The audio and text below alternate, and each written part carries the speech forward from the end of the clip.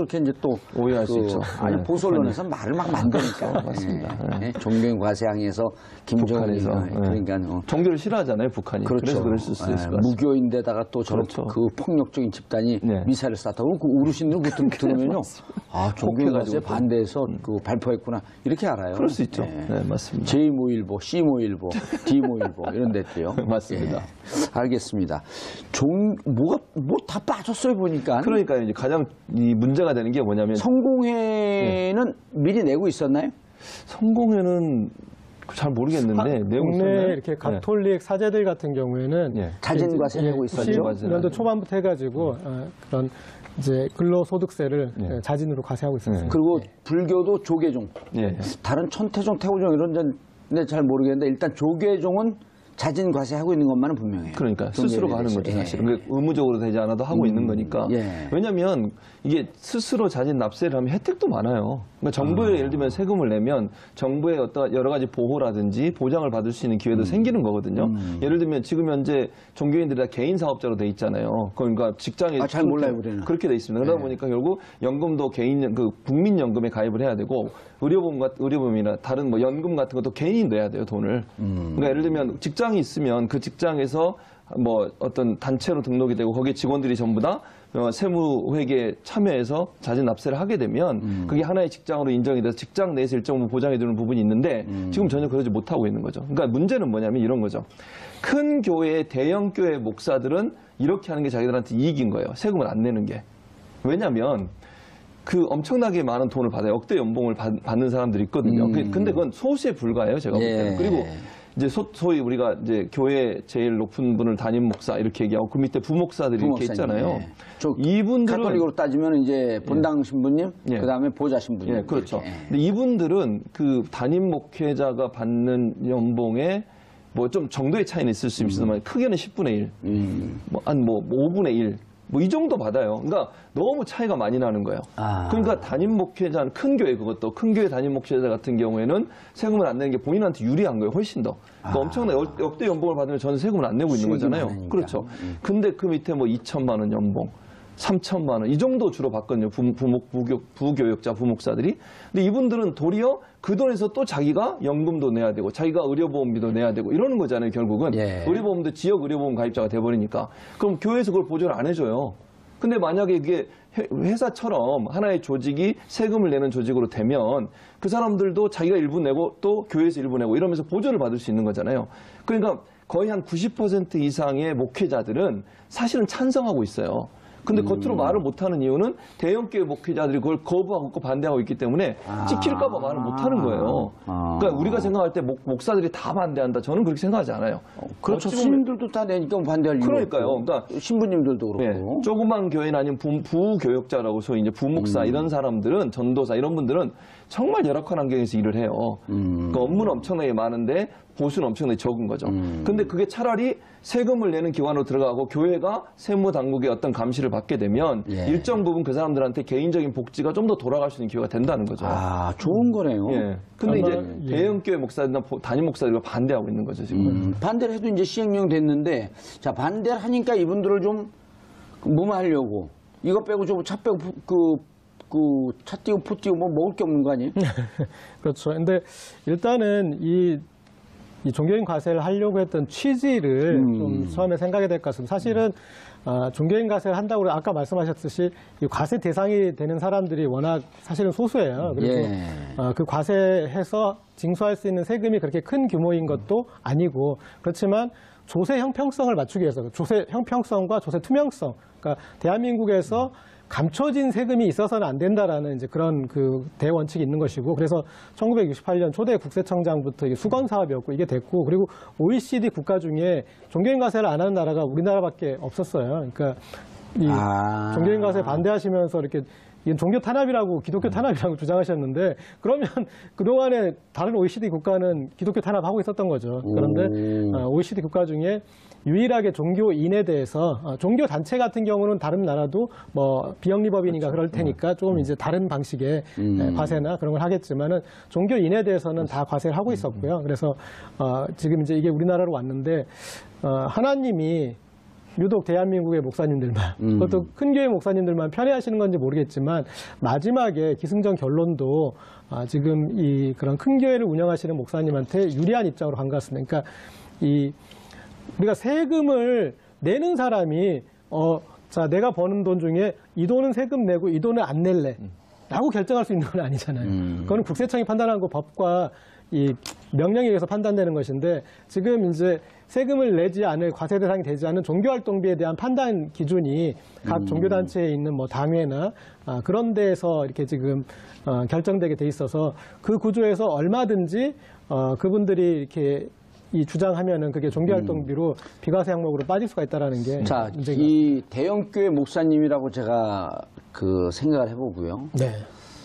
연봉을 좀 많이 받는다 그러니까 조금 이제 적정해서 연봉 한 12억을 받아요. 네. 그럼 이제 월 1억이니까. 예. 1억 중에서 네. 100만 원은 예. 급여고.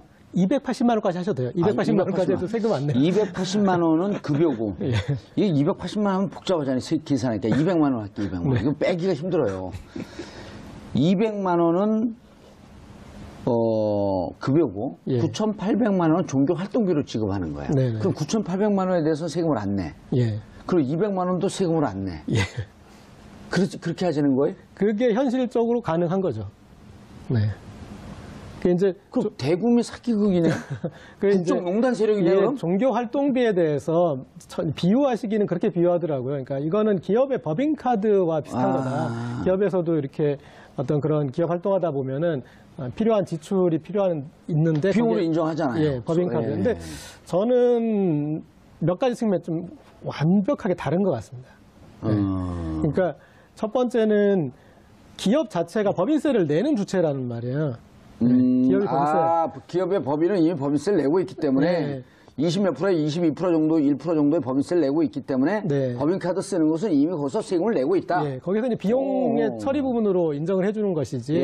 예, 그리고 거기에 대해서 법인카드에 대해서 무한정으로 쓸 수 있는 게 아니라 한도가 있잖아요. 예, 제한돼 있습니다. 인정해주는 게. 요즘 차량 비용도 네. 연 1,100만 원인가밖에 인정을 안 해줘요. 예. 차량 운영비 이런 거를. 네. 예전에는 무한정 인정을 해줬거든요. 네. 그러니까 차량 한다 그러면서 이사한테 준 차량이 무슨 그 업무용으로 갖고 6시 이후에는 못 쓰게 되는데 하루 종일 쓰고 다니고 개인용으로 휴일도 쓰고 다니고 그리고 기름값 뭐 다 그 청구하고. 그렇죠. 근데 이제 지금 그게 안 된단 말이에요.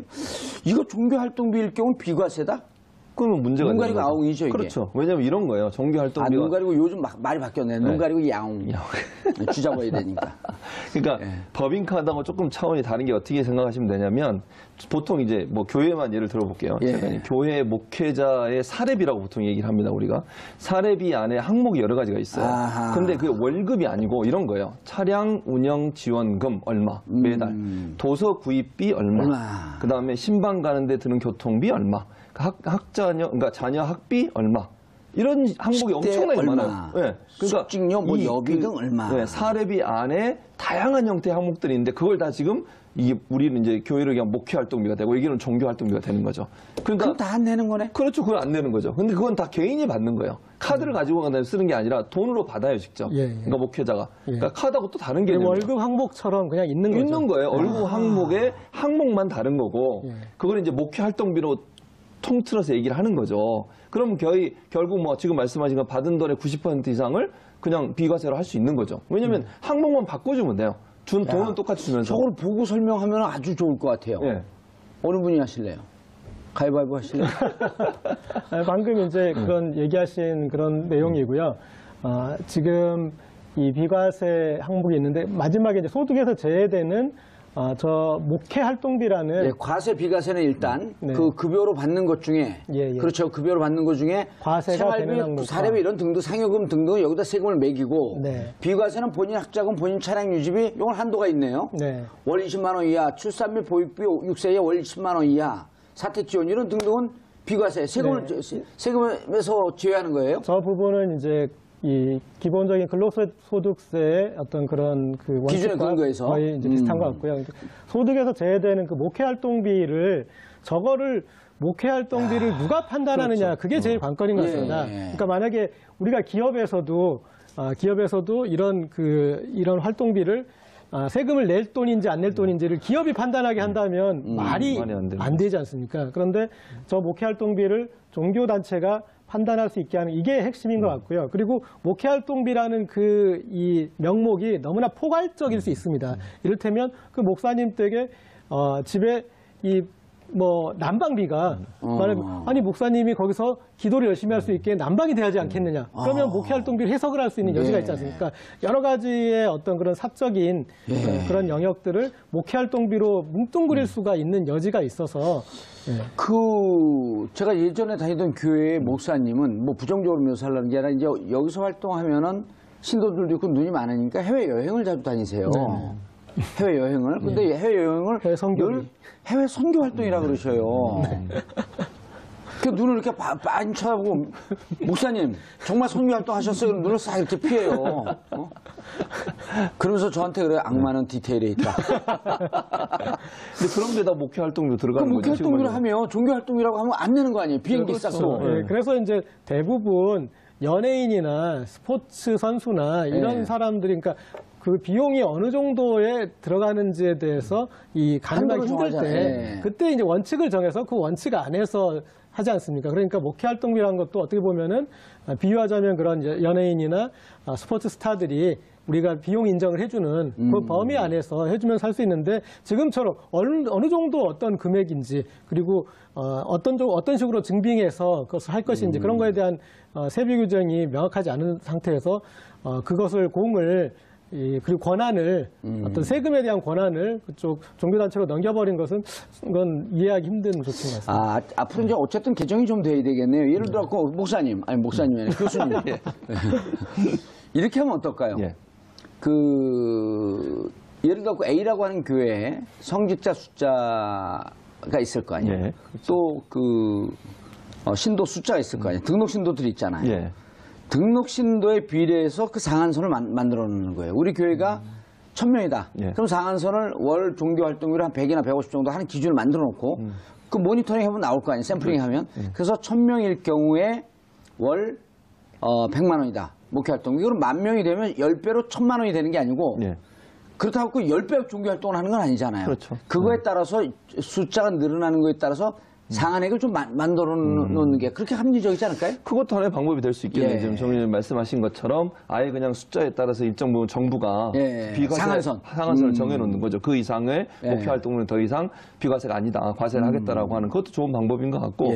또 지금 이거는 문제가 있네요. 그렇죠. 그러니까 목회 활동비라고 하는 것을 누가 정하느냐를 지금 고절기라도 말씀하셨는데 이걸 교회가 자체적으로 정하게 하는 게 문제라고 저는 봐요. 차라리 종교단체가 규역으로 정하거나 의결기구의 의결 승인을 받아 결정. 그렇죠. 그럼 교회 단체에서 자기들끼리 결정하는 거잖아요. 그럼 목회 활동비 안에 다양한 형태의 항목들을 만들어서 그걸 또 돈으로 지급하게 되면 그게 월급 대신 받게 되는 비과세 항목이 될 수 있으니까 정부가 좀 이걸 명확하게 구분시킬 필요가 있다는 생각이 들어요. 그러니까 목회 활동비라고 하는 것을 종교단체 어떤 협의를 통해서든 합의를 봐서든 이러이러한 항목만 목회활동비로 한다. 그 외의 항목을 무작정 만들어내는 것은 금지하겠다라고 하는 어떤 룰을 만들지 않으면 그거는 좀 국민적 합의를 이뤄내기가 힘들죠. 왜냐하면 세금 내는 사람이 내가 어떤 건 세금 과세 항목이라고 어떤 건 비과세 항목이라고 하는 것을 정하는 꼴이 되는 거잖아요. 그럼 고양이한테 생선을 맡기는 꼴이죠. 그런 조금 이해하기 힘든 부분이 예를 들어서 요즘 그 대기업 같은 경우는 이사나 이런 분들에게 판공비를 무한정 쓸 수가 없어요. 그 판공비라고 하는 것 때문에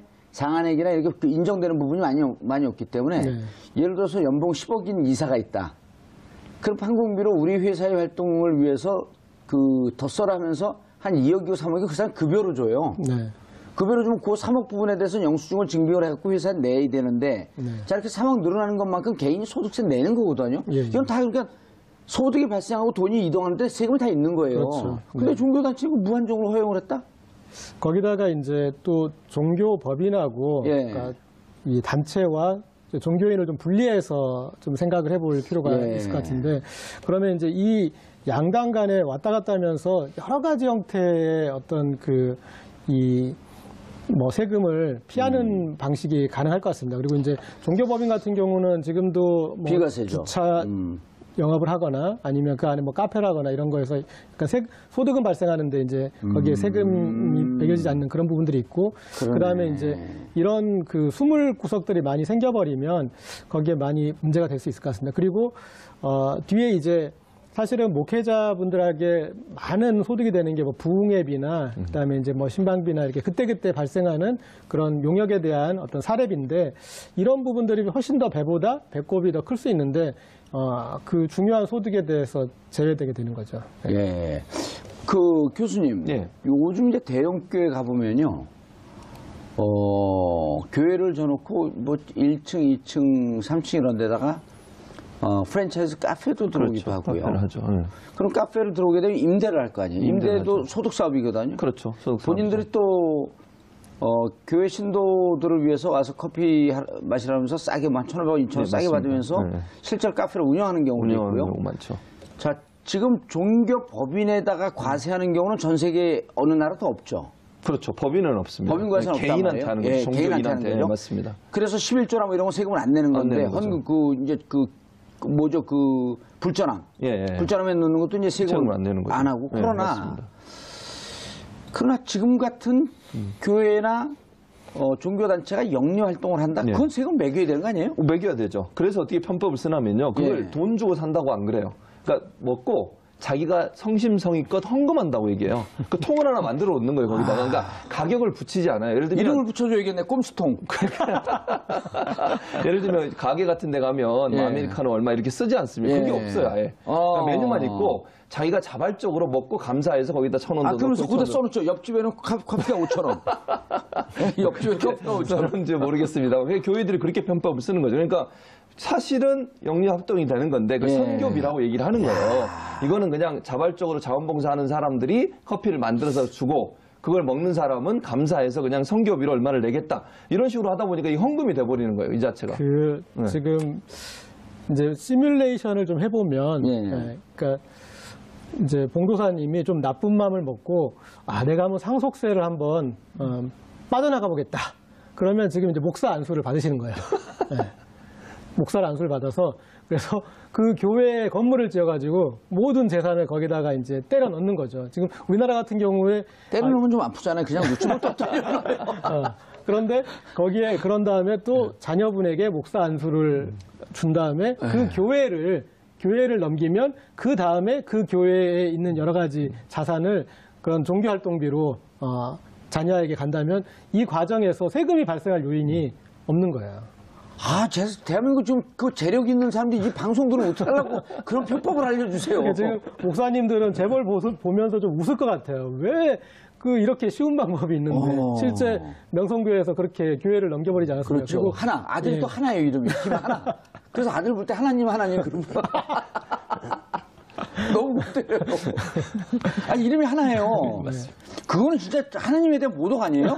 그렇게 신성 모독이네요. 신성 모독이에요. 아버지가 아들한테 안수를 주면서 우리 하나님께서 네, 하나님이 몇 번 모독을 당하셨더라고요. 그 과정을 보면은 그러니까 이름도 모독인데 제가 봤을 때는 한 2012년인가 13년인가 청월함 아카데미에서 이런 특강을 할 때 본인은 이 교회를 세습하지 않겠다 그런 식으로 아주 공개 장소에서 얘기를 했어요. 예. 그러니까 하나님이 그런가 보다 생각하셨을 거 아니에요. 근데 뒤통수를 맞은 거예요. 예. 그런데 거기에 그 하나님은 뒤통수를 맞고 이 하나님은 재산을 받고. 그런데 이번에 이제 이 교회 세습이 됐는데 그 과정에서도 계속 하나님의 이름으로 이걸 받았어요. 네, 그리고 심지어 마지막에는 그거를 이 십자가라고 그 1년에 350억 원의 저 현금이 들어오는 명성교회를 물려받은 걸 십자가를 떠안았다라고 표현을 하시더라고요. 그리고 왜 독이 든 성배라고 그러지 않은 게 천만다행이네요. 그래서 그거를 지켜보시는 하나님 좀 어떤 생각이 드실지 저는 좀 궁금합니다. 근데 이렇게 하고 진짜 궁금한 게 물론 이제 그 종교적 양심에다 호소하자고 이게 편법이고 예. 꼼수고 예. 세금 안 내려고 하고 이런 건 목사님들이 스스로 알지 않나요? 뭐 아시지 않겠어요? 저는 그렇다고 보는데 이제 그럼에도 불구하고 그걸 실천하지 않는 게 사실은 세상 분들, 세속적인, 예. 그분들이 볼 때는 상당히 이해가 안 되는 영역이죠. 그러니까 사실은 근데 이제 의외로 교회 내 교단 내에도 그걸 주장하는 분들도 많아요. 지금 봉사님 말씀하신 것처럼 교회가 바뀌어야 된다, 깨끗해져야 된다, 이런 개혁이 된다 이런 주장하는 분도 많거든요. 물론 그분들이 대형 교회에 의해서 막 억압받기도 하고 핍박받기도 하지만 그분들은 그런 목소리를 내요. 이게 제대로 된 그러니까 정말 교회가 사회를 정화하고 사회가 깨끗한 방향으로 가기 위해서 솔선수범해야 되는 거 아니겠습니까? 그리고 종교인이라 하더라도 본인이 얻은 그 소득에 대해서는 세금을 내는 게 정말 당연한 거 아니에요? 근데 종교 단체야 뭐 아까 말씀한 법인이고 거기는 그냥 비영리 단체니까 뭐 종교 단체뿐만 아니라 비영리 사업을 하는 NGO 단체들은 세금을 안 내니까 그거는 이해를 하겠지만 개인이 월급을 받고 뭔가 보수를 받았다면 거기는 당연히 예외 없이 다 세금을 내는 게 맞다고 저는 생각하는데 그런 부분에서 좀 인식을 제대로 못하는 건 안타까운 부분이죠. 재미있는 부분이 이 명성교회 세습 과정에서 그러니까 그런 것에 대해서 하나님이 알고 내가 알고 또 옆교회 목사님이 아세요. 그러니까 옆교회 광성교회라는 그 큰 또 교회가 있는데 그리고 광성교회 목사님은 뭐 교계에서 뭐 그런 당회장도 하시고 상당히 이 그런 인지도가 있는 분인데 이 과정에서 세습하기 좀 전에 지역 노회에서 이것에 대해서 인준을 해줘요. 그때 이 광성교회 목사님이 해주셨는데 그 전에 명성교회에서 광성교회 부동산을 시가보다 상당히 더 값을 후하게 쳐줘서 인수하는 그런 사건이 있었어요. 네, 그래서 이 이해관계가 발생한 뒤에 이 지역 노회를 통해서 세습을 인준해주는 그런 과정도 거치고 그래서 글쎄 뭐 기독교계 총체적 단일 교회에 그런 문제를 보여주는 것이 아닌 것 같고 그리고 또 대형 교회에서 이런 사례가 너무나 빈번하게 일어났지 않습니까? 그래서 저는 좀 아니 그 그러니까 이게 보니까 그 목사님이 명성교회 목사 씨라 그러면 안 되지 목사님이라 그러는데 목사 씨 님이라고 부르기가 좀 그래요. 대형교회 목사가 좋습니다. 목사가 삼환이에요. 삼자 환자. 환은 구슬 환자 아니에요. 그렇죠? 모르겠어요. 이분 제 느낌은 세 개의 나중에 이름을 바꿨는지 세 개의 고리란 말이에요. 이게 삼위일체론 아니에요. 성부와 성자와 성신의 이름으로. 그렇습니까? 네, 삼위일체론. 삼위일체는 있죠. 성부와 성자와 성신. 세 개의 구슬이 마지막에 하나님에게 전한. 아들은 하나예요. 김 하나. 야, 안 창피해요? 같은 목사로서? 아니, 그렇죠. 이렇게 하면 안 되는 거죠. 이거는요, 교회 내에서도 사실은 이렇게 하지 말자라고 결의도 하고, 또 법도 있어, 교단에. 이렇게 세습하면 안 된다고. 세습 금지? 네, 그런 법도 만들었어요. 근데 세습 방지. 그 법이 무의미하게 되는 거죠, 사실. 큰 대형교회가 그렇게 하는 거를 물리적으로 막을 수 있는 방법이 없는 거예요. 그러니까 이게 이제 김상환 목사의 명성교회인데 여기 같은 경우는 엄청나게 크거든요. 10만 명, 성도 10만 명 정도 돼요. 그러니까 규모로 보면 엄청나게 큰 교회고요. 그러다 보니까 이제 그 교회의 영향력이 아까 노예 얘기한 노예라고 하는 것은 지역에 있는 교회들이 모여서 만든 연합체예요. 거기서 이걸 관리하거든요. 전체 그 지역의 뭐 교회나 목회자들이 어떤 활동이 되는 것에 대해서 징계할 거면 징계도 하고 또는 뭐 제정할 거면 법정 규정도 제정하고 이러는데 그 교회가 그 노예가 이 교회의 영향력으로 자유로울 수 없다는 거죠. 왜? 노예 활동비에 가장 많은 부분을 지출을 하고요. 노예에서 가장 영향력 있는 행사를 하기 때문에 대형 교회를 노예 입장에서 징계를 하거나 아니면 제재를 가거나 이럴 수 없는 상황이에요. 왜냐하면 대형 교회가 노예를 거의 쥐고 흔드는 상황이 되는 거니까. 아니 등록 신도가 10만 명, 연간 재정이 1,000억. 예. 그 연간 재정 1,000억이면요. 대한축구협회가 한 1,400억, 1,200억까지 갔다가 최근에 이제 우리 팀이 잘 못하면서 한 700억 정도로 주저앉았거든요. 한 교회 예산이 대한축구협회 예산보다도 많아요. 근데 저는 이런 일이 벌어지는 과정에서 신도들이 입는 그 상처 이 부분이 엄청나게 큰 것 같아요. 그러니까 이런 무리수를 진행하게 되면은 그것을 앞장서는 사람들이 있지 않습니까? 그런데 그 사람들이 엄청나게 많은 상처를 신도들에게 주고 그리고 이번에도 그런 이제 과정에서 물리력이 발생하는 그런 노출이 됐지 않습니까? 그리고 문제 제기를 하는 사람들이 엄청나게 많은 또 핍박을 받게 됩니다. 그래서 예. 지금 그리고 그분들이 이제 이 교회를 지금 또 나오고 있는 상황이 되는 것 같더라고요. 그래서 이런 상처까지 남기는데 좀 마음이 안 좋습니다. 그러니까 지금 말씀하신 것처럼 교회 내에 이제 이런 문제 제기를 하는 사람이 당연히 있을 수밖에 없죠. 목회자가 됐든 평신도가 됐든 장로가 됐든 문제 제기를 하면 그 사람들을 한쪽으로 코너에 몰아넣고 공격을 하기 시작해요. 그래 몰아내는 거예요. 아예 교회 쫓아내고 그다음에 파면을 시키고 예를 들면 장로직을 파면시켜 버려요. 그러니까 당회라고 하는 것이 이제 최고 의결 기구인데 당회장은 그 교회 담임 목사가 맡고 당회원들은 장로들이 하는 거거든요. 근데 장로들은 대체적으로 담임 목사에 좀 가까운 사람들이 장로가 되는 경우가 많아요. 그러니까 담임 목사의 영향이 절대적으로 클 수밖에 없는 상황이고 그런 상황에서 한두 명의 장로가 거기에 거부해서 반기를 들거나 문제를 제기하거나 언론에 폭로를 하면 그 사람들의 장로직을 파면시켜버리고 교회에서 퇴출을 시켜버려요. 나가라고. 그러면 이제 뭐 힘이 없잖아요. 장로 입장에서는 문제 제기했다가 그냥 쫓겨나고 그다음에 본인이 다니던 교회에서 스스로가 아니라 물리력에 의해서 쫓겨나오는 이런 문제가 발생하게 되고 그러면서 교회가 둘로 나눠지거나 일부 그 문제를 제기했던 성도들이 엄청난 상처를 입게 되는 거죠. 그러면 하나님 그걸 기뻐하시겠습니까? 저는 절대로 옳다고 생각하지 않거든요. 교회가 나눠지는 거 하나님 왜 기뻐하시겠습니까?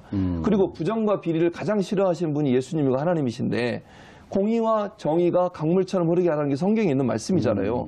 근데 교회 안에 공의와 정의가 없다고 하면 그 교회를 보고 하나님이 과연 기뻐하시겠는가 이런 생각이 드는 거죠. 명준 스님 유명한 얘기를 했잖아요. 자기 책에서도 썼는데 스님이 부처님을 제일 무서워하지 않고 목사님이 하나님을 제일 무서워하지 않는데요. 그래서 왜 그러냐 했더니 없는 줄 알기 때문에. 네, 근데 저는 있다고 믿습니다. 저도 있다고 저는 진짜 있다고 믿어요. 저는 그러니까요. 아주 독실한 그 기블릭 기독교 불교 가톨릭 신자예요. 응? 아주 독실한. 오늘 하나 배워가는데 기블릭. 네.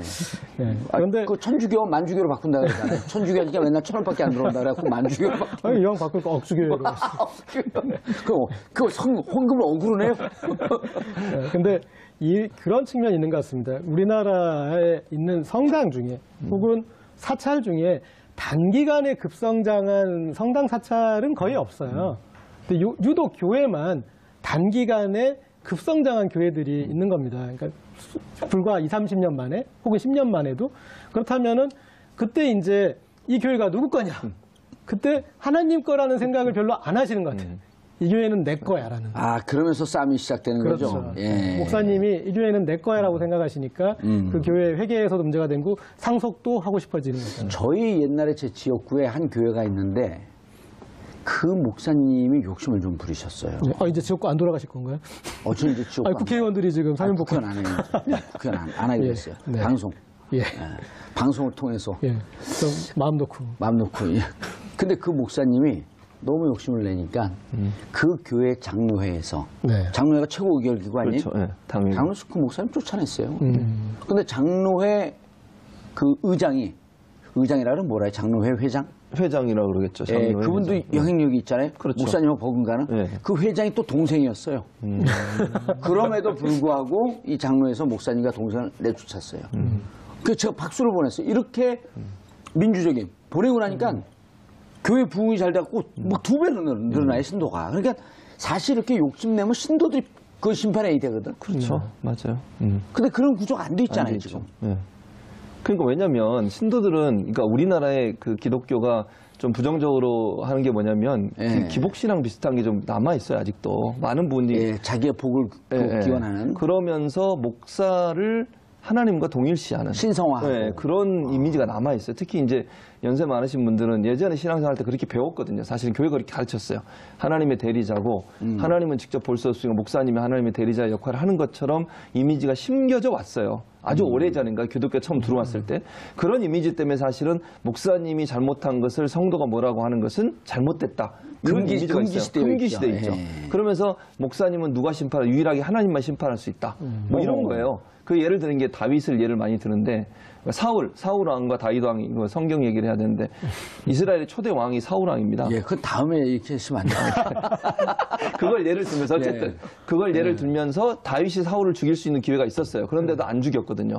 그러면서 하는 얘기가 하나님이 세우신 왕을 내가 내 마음대로 죽일 수 없다. 이런 말을 해요, 성경에. 그걸 인용해서 목사님을 마치 그렇게 생각하는 거죠. 그분을 공격하거나 그분을 몰아내는 것은 하나님만 할 수 있는 게 사람은 할 수 없다. 이런 이미지가 이제 교회에 남아 있어서 그게 이제 결국 지금 말씀을 신성시하는 그런 분위기로 변형됐다 이렇게 볼 수 있겠네요. 이게 뭐 그 기독교나 이거를 그 폄하하거나 혹은 그 명예훼손하거나 그러려고 그런 건 그건 아닌데 아니죠. 그 인천에서 한 목사님이 신도하고 바람이 났어요. 그래서 그냥 남편이 그 호텔에 급습을 하니까 그 목사님이 한 7층에 8층 대롱대롱 매달리다가 떨어져 돌아가셨어요. 그 유명한 기사예요. 네네. 그랬더니 그 교회에서 올해 그 질병으로 급속으로 사고로 돌아가셨다. 원인도 안 얘기하고. 네. 그러니까 이런 게 일종의 신성시하고 그렇죠. 그게 실제 우상숭배 아니에요? 그렇게 되면 그건 우상숭배죠. 지금 말씀하신 그 사례만 보면 그건 그 분명 기사가 우상숭배. 있어요. 검색하면 다 나와요, 그게. 그건 우상숭배죠, 사실은. 그래서 잘못된 걸 밖에 밝혀야죠. 이렇게 매달리는 사진도 나왔어요. 그러니까요. 나쁜 짓 하다가 그런 짓을 했으면 이건 파면을 시키고 문제 있다라고 얘기를 하는 게 맞는 거 아닙니까? 근데 거기도 대형교회예요. 그러니까요. 지금 이렇게 목사님들 뒷담화하는 자리가 저도 갑자기 생각나는 그런 이야기가 있어가지고. 아니, 왜 그러냐면 이게 그 목사님들이 전에 이제 그 이명박 정부 들어오자마자 노무현 정부 때 만들었던 종부세. 제가 이 얘기를 인용을 많이 하는데 그 종부세를 없애는 날 서울대 교수 한 분이 이제 우리가 오전 일주일에 한 번씩 그 국회에서 조찬 연구 공부 모임을 하는데 그분 보수적인 분이에요. 네. 여자 교수님이었었는데 자기 종부세 대상이래요. 예. 근데 아침에 얘기하다가 울먹이면서 눈물을 실제로 흘렸어요. 부자들을 더 이상 창피 주지 마라. 종부세 내고 싶다. 네. 돈이 많고 재산이 있고 많은 소유가 있으면 내야 되는 거 아니냐. 왜 자꾸만 부자를 그렇게 천박한 집단으로 만드냐. 네. 그랬거든. 저는 지금 목사님들 중에 이런 고해성사하는 심정으로 더 이상 성직자를 부정한 집단으로 매도하지 마라. 매도당하기 싫다. 그렇죠. 세금 내겠다. 특수활동비, 종교활동비 없애라 다. 이게 뭔 얘기냐? 그렇죠. 이러한 그 셀프 적폐 청산하는 분들이 나와야 돼요. 사실 있어요. 그게 있어요? 목소리가 적어서 그렇지. 그러니까 그게 조명을 안 받아서 그렇지. 그러니까 뭐 기독교 개혁 실천위원회인가 무슨 그런 맞아요. 모임들, 뭐 네. 젊은 목회자들 중에 그렇게 하시는 분들이 있어요, 정말로. 근데 그런 분들이 많이 있는데 그분들 심지어 원로 기독교인들 중에서도 원로분들 중에서도 명성교회 세습에 대해서는 가서 반대하고. 1인 시위도 하고 그렇죠. 그런 목소리가 있습니다. 네. 예. 근데 이제 그게 그럼에도 불구하고 이 큰 교회 목회자들이 그걸 받아들이지 않는 거죠. 그러니까 권력을 계속 자기들한테 자기 사유화하려고 하고 세습은 정말 이건 제가 볼 때 성도들 기독교인들 중에 90% 이상 반대할 거예요. 근데 어쩔 수 없이 그걸 받아들이는 거죠, 사실은. 아까 제가 말씀드렸듯이 목회자에게 반항하고 거부하는 것이 하나님께 벌을 받을 수 있다고 하는 그런 어떤 두려움, 그런 것들이 결국은 작용을 하는 거예요. 그러니까 자기는 마음에 안 들지만 그럼에도 불구하고 자기는 그 사람을 어떻게 할 수 있는 권한이 없다고 보고 하나님만 할 수 있으니까 자기는 그냥 순응하고 하는 그런 이제 모습을 보여주기 때문에 문제라고 볼 수 있고. 한국 교회가 이렇게 가면은 이제 이 종교 사유화하는 대표적인 나라가 일본이지 않습니까? 일본의 사찰 같은 경우에는 그냥 이제 세습하는 그런 사찰이거든요. 그래서 이 자녀가 한 뭐 40살까지는 평범하게 직장 생활 하다가 마지막에? 이제, 막 물려받을 때만 머리 깎고 와가지고 스님이 되는 거예요. 아까 그 아이디어가 거기서 나온 게 일본. 근데 사찰하면 우리 또 산중국 아니에요? 그런데 그 불법 사찰. 근데 그 사찰의 의미가 일본에서는 거의 종교적인 의미라기보다는 장례식을 집행하는 일종의 서비스 업체에 지나지 않는 거예요. 그래서 그냥 이렇게 하면 이제 그냥 장례식 정도를 집행해주는. 그래서 그 영업력을 인수인계 받는 거죠. 그런데 한국 교회가 이런 식으로 세습으로 가면은 저는 그런 일본 사찰이 갖는 그런 정도의 역할밖에 우리 사회에서 못하지 않나 싶습니다. 그리고 종교인들이 떠난 그 교회나 목사나 성당이 존재할 수 없잖아요. 그렇죠. 우리가 시청자가 떠나면 우리 방송에 왜 의미가 있어요? 그렇죠. 그러니까 모든 것의 주인은 결국은 신도고 맞습니다. 국민이고 시청자고 이런 주장을 하는 거 아니에요? 그래서 당연하죠. 그러니까 교회도 민주화돼야 돼요. 저는 그렇게 생각해요. 물론 이제 교회가 세상적인 모든 룰을 따라야 된다 이렇게 볼 수는 없죠. 특수성을 갖고 있으니까. 그럼에도 불구하고 사회법이 또 따로 있으니까. 그렇죠. 그럼에도 불구하고 가능한 한 모든 방법이 민주적인 방법이 동원이 돼야 돼요. 그러니까 특수한 경우를 빼고는. 근데 지금 구조를 보면 그런 의사결정이 안 돼요, 사실. 사실은. 그러니까 소위 목회자나 장로나 이런 어떤 교회 내 권위적인 집단이나 단체가 모든 걸 결정하고 그것이 일방적으로 하향식으로 전달되는 그런 구조를 갖고 있기 때문에 민주적으로 성도들이 원하는 부분이 받아들이는 부분이 적어서 이런 문제가 계속 발생하는 원인이 아닌가 하는 생각이 듭니다. 그런데 앞으로 이게 지금 이제 그 범위를 종교 활동비는 면세다, 비과세다 이런 등등은 시행령으로 바꿀 수 있는 건가요? 아니면 법을 바꿔야 되는 건가요? 지금 결정 단계가 시행령 단계에서 결정한 거 아닙니까? 아, 그럼 시행령 바꾸면 또 가능할 수 있겠네요. 가능할 것 같습니다. 왜냐하면 처음에 일단 종교인 과세한다라고 하는 그 턱을 넘는 의미가 있거든요. 그리고 이미 그것에 대해서는 법적인 거는 국회에서 다 절차를 밟아서 끝난 것이고. 다만 이제 시행령 시행하면서 과세 범위를 어디까지 할 것인지. 우리 2부 순서 나온 김준영 교수도 또 교회 오빠예요, 여기도. 네? 여기도 목사님 되려고 그러다가 그냥 이것을 하는 바람에 그냥. 앞으로 그 시행령을 고치면서 과세 범위를 좀 더 넓힐 수 있는 그 개선의 방향은 여지는 있네요. 네, 그리고 이 국민들이 지켜보고 있다라는 거, 그리고 하느님이 지켜보고 있습니다. 예. 그거 좀 헤아려줬으면 좋겠고. 안무소 안 되니까요. 그 명성교회 세습 반대할 때 원로원 목사님이 한 분 거기 가서 이렇게 반대를 하니까 주변에서 걱정하는 목소리는 이렇게 힘 있는 목사한테 왜 가서 개기느냐. 이 말 한마디로 천냥빚을 진대는데 그런데 그러니까 그 목사님이 그 김동호 목사님 그런 말 하셨어요. 김동호 목사님. 그러면 나 천냥 내고 나 할 말 할게. 그런 분도 있었는데 좀 자정작용에 의해서 이 부분이 좀 보완됐으면 좋겠습니다. 한국 대형교회 목회자의 죄악상을 다룬 코바디스 김재환 감독이 한 말이 있습니다. 교회는 그리스로 이동해 철학이 됐고 로마로 가서는 제도가 됐다. 그 다음에 유럽에서는 문화가 됐으며 마침내 미국에 왔을 때 교회는 기업이 됐다. 미국 상원의 채플 목사였던 리처드 헬버슨 목사의 말에 한마디 덧붙인다면 김재환 감독의 말입니다. 교회는 한국으로 와서는 대기업이 됐다. 여기서 우리가 한마디 더 붙인다면 상속받는 대기업이 됐다. 교회가 좀 정신 차리기 바라겠습니다. 정봉주 품격 시대에서는 여러분의 소중한 의견 받습니다. 교역자 부목사들이. 근데 이분들은 도리어 그 돈에서 또 자기가 연금도 내야 되고 자기가 의료보험비도 내야 되고 이러는 거잖아요, 결국은. 의료보험도 지역 의료보험 가입자가 돼버리니까. 그럼 교회에서 그걸 보조를 안 해줘요. 근데 만약에 이게 회사처럼 하나의 조직이 세금을 내는 조직으로 되면 그 사람들도 자기가 일부 내고 또 교회에서 일부 내고 이러면서 보조를 받을 수 있는 거잖아요. 그러니까 거의 한 90% 이상의 목회자들은 사실은 찬성하고 있어요. 근데 겉으로 말을 못하는 이유는 대형교회 목회자들이 그걸 거부하고 반대하고 있기 때문에 찍힐까 봐 말을 못하는 거예요. 그러니까 우리가 생각할 때 목사들이 다 반대한다. 저는 그렇게 생각하지 않아요. 그렇죠. 스님들도 다 내니까 반대할 이유가 그러니까요. 없고. 그러니까 신부님들도 그렇고. 조그만 교회나 아니면 부교역자라고 소위 이제 부목사 이런 사람들은 전도사 이런 분들은 정말 열악한 환경에서 일을 해요. 그러니까 업무는 엄청나게 많은데 보수는 엄청나게 적은 거죠. 근데 그게 차라리 세금을 내는 기관으로 들어가고 교회가 세무당국의 어떤 감시를 받게 되면 일정 부분 그 사람들한테 개인적인 복지가 좀 더 돌아갈 수 있는 기회가 된다는 거죠. 좋은 거네요. 근데 이제 대형교회 목사들이나 담임 목사들이 반대하고 있는 거죠, 지금. 반대를 해도 이제 시행령 됐는데, 자, 반대를 하니까 이분들을 좀 무마하려고, 이거 빼고 차 빼고 차 띄고 푸 띄고 뭐 먹을 게 없는 거 아니에요?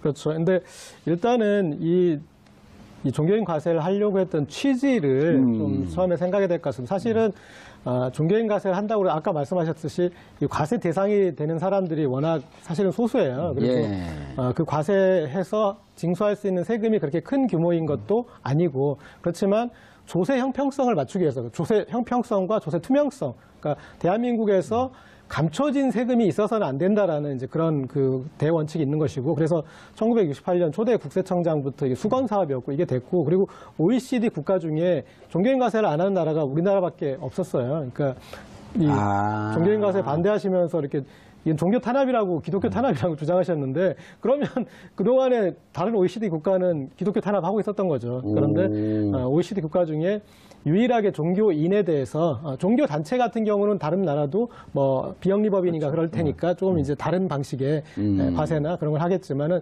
종교인에 대해서는 다 과세를 하고 있었고요. 그래서 지금 이제 이게 우리나라로 왔는데 하나님이 유독 대한민국의 목사님들만, 그것도 큰 교회 목사님들만 편애하시는 건지 모르겠지만 마지막에 기승전 결론도 그렇게 이제 또 오해할 수 있죠. 아니 네. 보수 언론에서 말을 막 만드니까 맞습니다. 예. 종교인 과세항에서 김정은이 북한에서 그러니까 종교를 싫어하잖아요, 북한이. 그렇죠. 그래서 그럴 수 있을 것 같습니다. 무교인데다가 또 저런 그렇죠. 그 폭력적인 집단이 네. 미사일을 쐈다고 그 어르신들 들으면요, 아 종교인 과세에 반대해서 그 발표했구나 이렇게 알아요. 그럴 수 있죠. 예. 네, 맞습니다. J-모일보, C-모일보, D-모일보 이런 데도요. 맞습니다.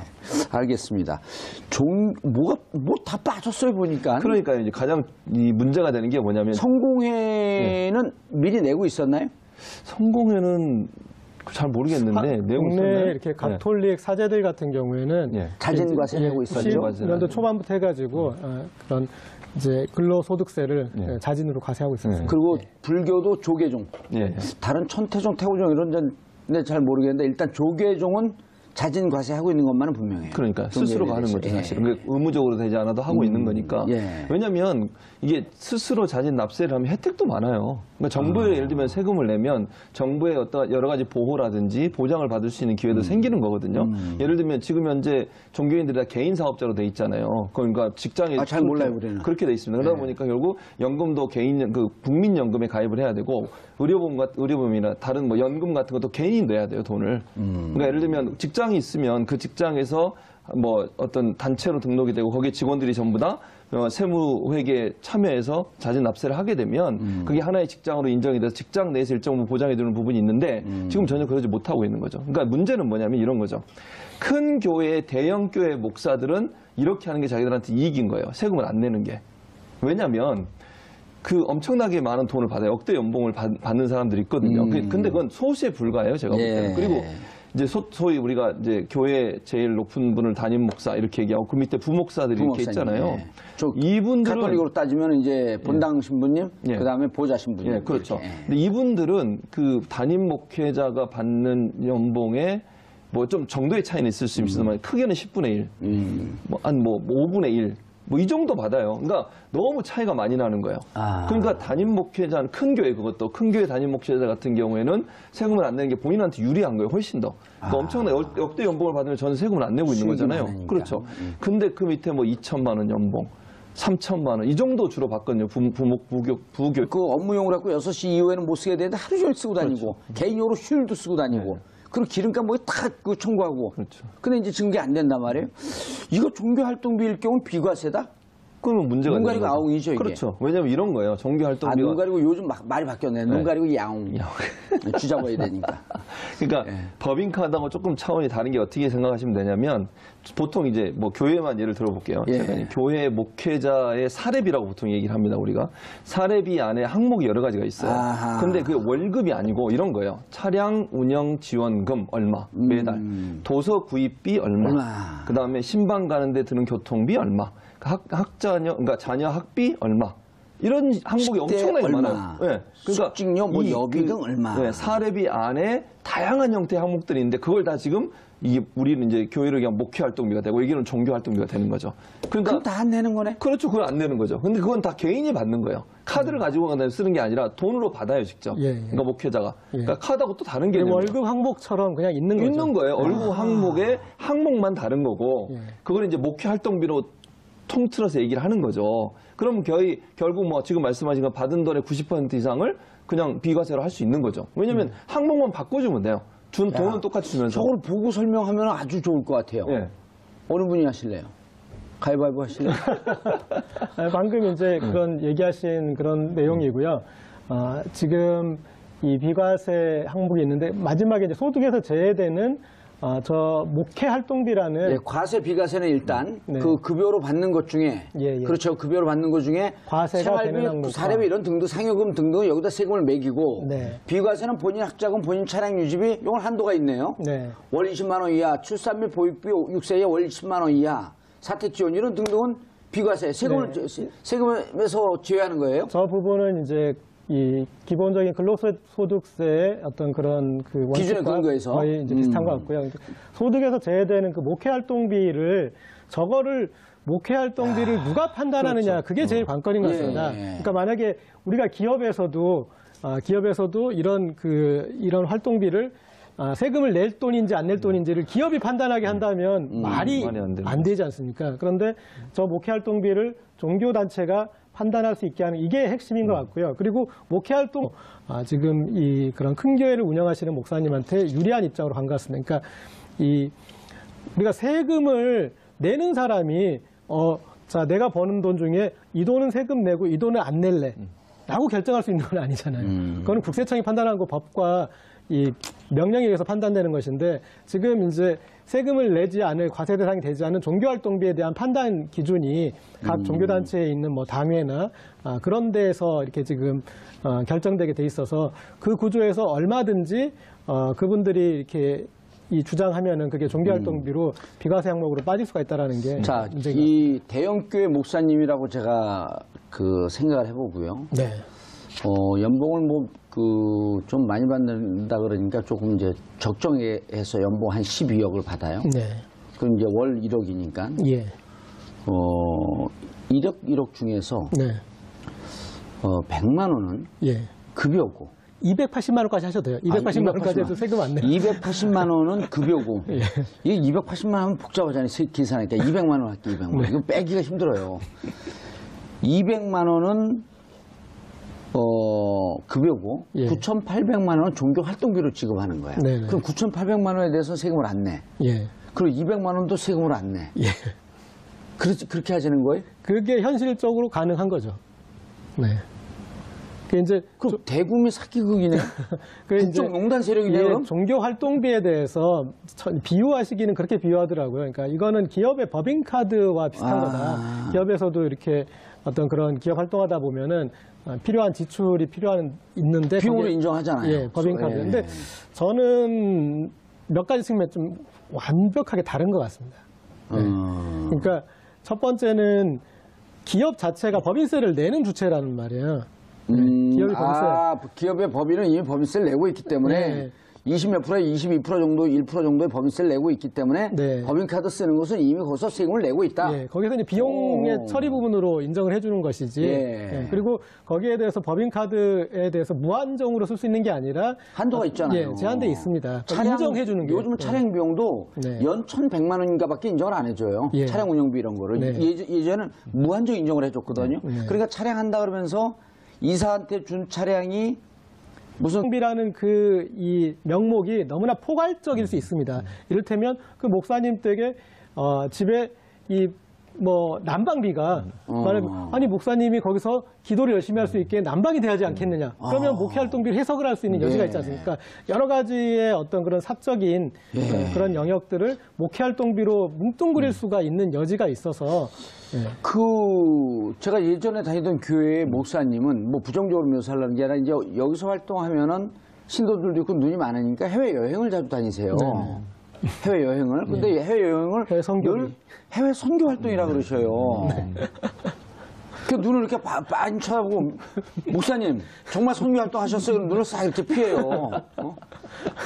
그러면서 저한테 그래 악마는 디테일에 있다. 근데 그런 데다 목회 활동도 들어가는 그럼 목회 거죠. 활동비를 하면 종교 활동이라고 하면 안 내는 거 아니에요? 비행기 싹 쏘고. 예, 그래서 이제 대부분 연예인이나 스포츠 선수나 이런 예. 사람들이 그러니까 그 비용이 어느 정도에 들어가는지에 대해서 이 가늠하기 한도를 힘들 때 정하잖아요. 예. 그때 이제 원칙을 정해서 그 원칙 안에서 하지 않습니까? 그러니까 목회 활동비라는 것도 어떻게 보면은 비유하자면 그런 이제 연예인이나 스포츠 스타들이 우리가 비용 인정을 해주는 그 범위 안에서 해주면 살 수 있는데 지금처럼 어느 정도 어떤 금액인지 그리고 어떤 식으로 증빙해서 그것을 할 것인지 그런 거에 대한 세부 규정이 명확하지 않은 상태에서 그것을 공을 그리고 권한을 어떤 세금에 대한 권한을 그쪽 종교단체로 넘겨버린 것은 그건 이해하기 힘든 조치인 것 같습니다. 앞으로 이제 어쨌든 개정이 좀 돼야 되겠네요. 예를 들어 목사님이 아니라 교수님.